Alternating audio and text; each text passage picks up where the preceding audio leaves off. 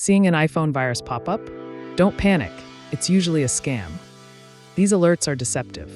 They push you to click or call fraudulent support. Don't tap the link. Close the app or force quit Safari immediately. Follow 4 quick steps to secure your phone now. Step 1. Update iOS. Go to Settings, General, Software Update, and install any updates. Updating patches known vulnerabilities. Do this first. Step 2. Remove suspicious profiles.